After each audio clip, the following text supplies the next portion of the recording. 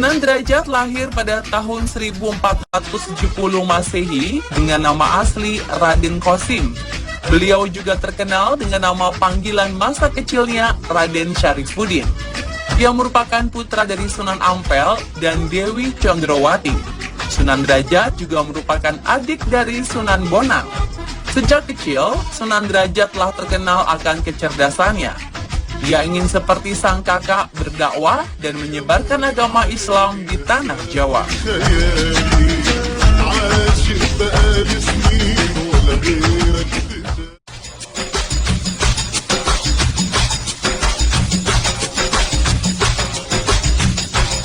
Setelah menguasai ilmu tentang Islam yang diwariskan sang ayah dan kakaknya, Sunan Derajat mendapat perintah dari sang ayah Sunan Ampel untuk berdakwah di Pulau Jawa bagian timur. Sang ayah membebaskannya dalam memilih tempat berdakwah. Sunan Derajat memilih daerah Tuban, Surabaya untuk tempatnya menyebarkan agama Islam. Setelah mendapat restu dari sang ayah, Sunan Derajat memulai perjalanan dengan menumpang perahu nelayan untuk sampai daerah Gresik dan ujian dimulai hari itu. Di tengah perjalanan, perahu tiba-tiba dihantam oleh ombak besar hingga menabrak karang dan menghancurkan perahu. Dan Allah Subhanahu wa Ta'ala menyelamatkan nyawa Sunan Derajat dengan mendatangkan seekor ikan besar. Sunan Derajat menaiki punggung ikan besar tersebut hingga ke tepi pantai sebuah desa bernama Ciciran. Kedatangannya disambut dengan antusias oleh masyarakat karena masyarakat tahu bahwa Sunan Derajat adalah putra dari Sunan Ampel dan merupakan salah satu kerabat dari kerajaan Majapahit. Ia mengutarakan maksudnya untuk menuju Tuban. Penduduk setempat memberitahu bahwa butuh waktu setengah hari perjalanan dengan perahu untuk menuju ke arah Tuban. Di tengah perjalanan, mereka singgah di sebuah desa bernama Jelak. Dan di tempat inilah penyebaran agama Islam dimulai. Sunan Derajat melakukan pendekatan dengan memberikan ilmu pengetahuan. Dimulai dari penjelasan bahwa ada beberapa jenis ikan yang berbahaya jika dikonsumsi. Setelah mendapat nasihat dari Sunan Derajat, masyarakat mengerti dan mematuhi perintahnya. Mereka juga menganggap Sunan Derajat sebagai sosok yang cerdas, terutama dalam bidang kelautan. Sunan Derajat tak langsung menerapkan apa itu syariat agama Islam. Secara perlahan, ia menekankan pembinaan akhlak, yaitu tentang pentingnya berakhlak baik. Dan hal ini cukup berhasil dan membuat masyarakat mulai berguru kepadanya. Karena sudah banyak para pengikutnya, ia mendirikan sebuah surau yang akhirnya menjadi pesantren untuk tempat mengaji dan belajar tentang agama Islam.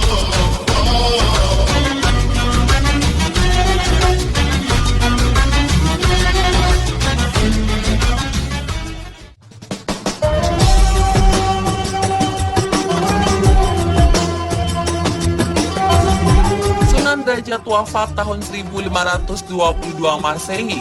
Jasadnya dimakamkan di Desa Derajat, Kecamatan Paciran, Kabupaten Lamongan, Jawa Timur.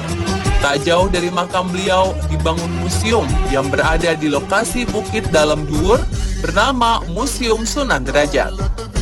Museum ini menyimpan beberapa peninggalan di zaman Wali Songo, khususnya peninggalan Sunan Derajat di bidang kesenian.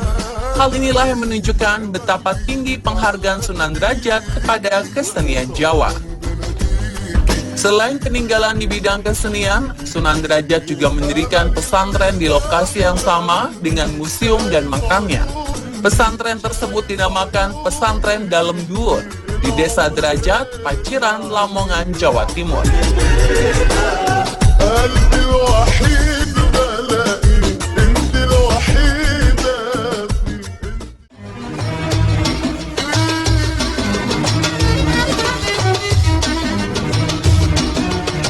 Berikutnya kisah tentang wali ke-6 yaitu Sunan Kalijaga. Diperkirakan beliau lahir pada tahun 1450 dengan nama asli Raden Said. Beliau merupakan anak dari seorang adipati Tuban, Tumenggung Wilatikta atau Raden Sahur. Berdasarkan versi masyarakat Cirebon, nama Kalijaga berasal dari sebuah desa Kalijaga di daerah Cirebon.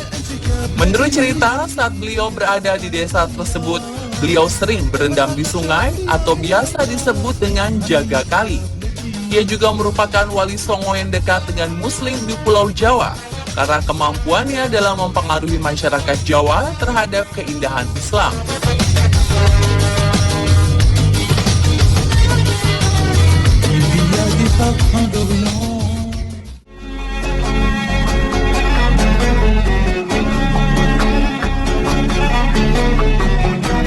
Sunan Kalijaga sejak kecil sudah belajar agama Islam saat masih berada di Tuban, Jawa Timur.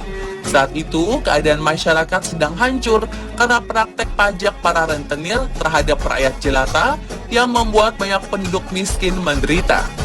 Bukan hanya pajak, musim kemarau kian menambah sengsara rakyat. Hal inilah yang membuat Sunan Kalijaga marah dan menjadi pemberontak.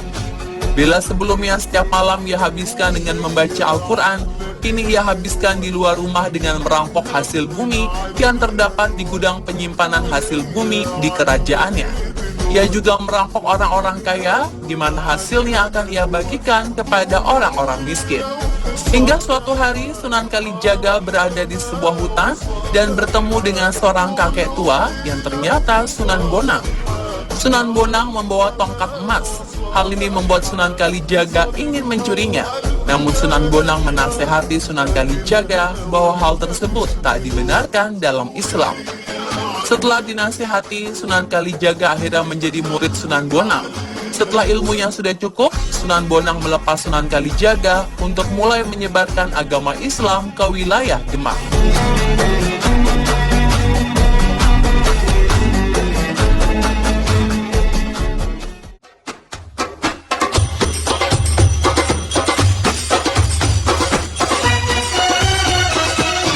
Sunan Kalijaga wafat pada tahun 1586 di usianya mencapai 131 tahun.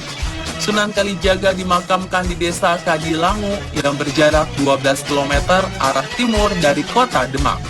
Di dalam kompleks makam terdapat Masjid Sunan Kalijaga yang berdiri sejak tahun 1532 Masehi. Makam Sunan Kalijaga ramai dikunjungi terutama pada bulan Ramadan. Peziarah datang untuk mendoakan beliau. Sunan Kalijaga meninggalkan beberapa sejarah yang dapat menjadi napak tilas perjuangannya hingga kini. Peninggalan Sunan Kalijaga yang terkenal adalah api alam. Api alam merupakan api yang saat ini masih menyala di daerah Merapen, Jawa Tengah. Ia menemukan api alam ini saat menancapkan tongkat Sunan Bonang ke tanah di tengah perjalanan dakwahnya.